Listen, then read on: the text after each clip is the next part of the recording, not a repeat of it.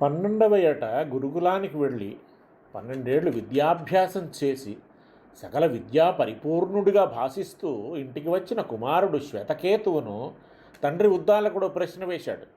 ఒరే అబ్బాయి, అన్నీ బాగా తెలిసిన వాడిలా కనిపిస్తున్నావు. ఒక్క మాట అడుగుతాను చెప్పు. నువ్వు గురుకులంలో ఇన్నేళ్లు చదివి వచ్చావు కదా, ఏది తెలిస్తే అన్నీ తెలుస్తాయో దాన్ని గురించి తెలుసుకున్నావా? అదట్లా నాయనా, ఒకటి తెలిస్తే అన్నీ ఎట్లా తెలుస్తాయి? అదేనయ్యా కిటుకు. ఆ కిటుకు తెలుసుకున్నావో లేదో అని అడుగుతున్నాను నేను అంటూ ప్రారంభించాడు. మట్టి బెడ్డ ఉంది. కుమ్మరి దాన్ని పొడి చేసి తడి చేసి ముద్ద చేసి కుండగా మూకుడుగా ప్రమిదగా రకరకాలుగా చేస్తున్నాడు. వాటిని పగలగొడితే మళ్ళీ బెడ్డలుగానే మిగులుతాయి. ముందు మట్టి పిల్లలు, తరువాత మూకుడని కొండని ప్రమిదని అంటున్నాం. వాటన్నింటినీ నుగ్గు చేస్తే మట్టి అని అంటారు. మట్టి తెలిస్తే దానితో చేసినవే ఇవన్నీ, ఇవే మళ్ళీ మట్టిగా కనవస్తాయి. అలాగే ఓ బంగారపు మొక్క, రకరకాల నగలు, అవి కరిగిస్తే మళ్ళీ బంగారమే. ఇట్లాగే ఓ ఇనుపగుండు, కత్తులు ఈటలు, ఇలా చివరికి మిగిలేది ఇనుపగుండే. అంతా ఒకే పదార్థం ఇన్ని రకాలుగా రూపొందుతోంది, అన్ని పేర్లతో వినబడుతోంది. అంటే మొదటి మూల పదార్థం, తర్వాత రూపొందిన పదార్థాలు రెండు ఒకటే, అవస్థాభేదం తప్ప. మొదటిది కారణావస్థ, రెండోది కార్యావస్థ. కారణం తెలిస్తే కార్యం తెలిసినట్టే. అంతేకాదు, కార్యకారణాలు రెండూ వేరు కాదు, ఒకటే సుమా.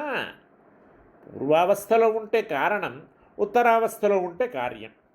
ఇది లౌకికమైన సమన్వయం. ఈ దృష్టితో ఉపనిషత్తులు బోధించిన పరమార్థాన్ని చక్కగా సమన్వయించుకోవాలి.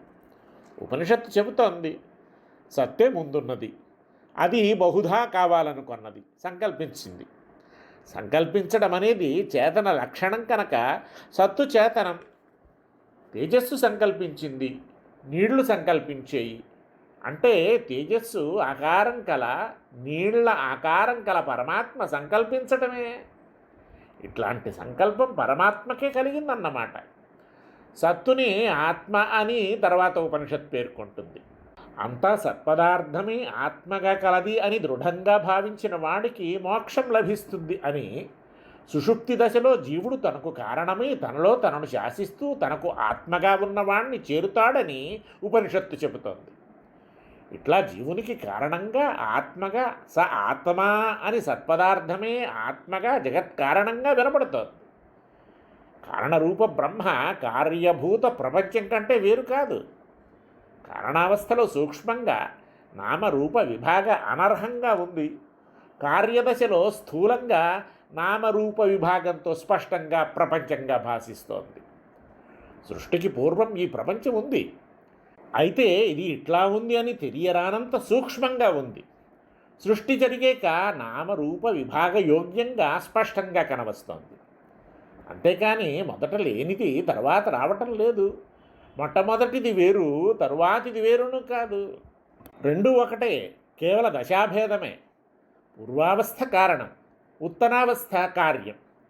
సృష్టికి పూర్వావస్థలో ఉన్న సత్తు కారణం, సృష్టి తర్వాత ఉత్తరావస్థలో కార్యదశలోని బ్రహ్మమే ప్రపంచం.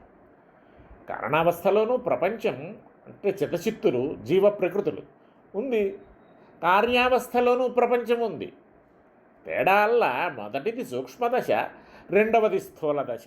అందుకే కారణావస్థలో సూక్ష్మ చిదచిద్విశిష్ట బ్రహ్మ అని, కార్యావస్థలో స్థూల చిదచిద్విశిష్ట బ్రహ్మ అని వ్యవహారం. కార్యకారణాలు అభిన్నాలు, రెండు కాదు, రెండుగా అనిపిస్తాయి. పూర్వదశలోనూ ఉత్తర దిశలోనూ ఉన్నది చిదచిద్విశిష్ట బ్రహ్మమే. సత్పదార్థం దీన్నే బోధిస్తోంది. ఈ రహస్యాన్ని తెలుసుకొని దాని యందే నిష్ఠ కలవానికి పరమపదం లభిస్తుందని ఈ సద్విద్య ప్రబోధిస్తోంది.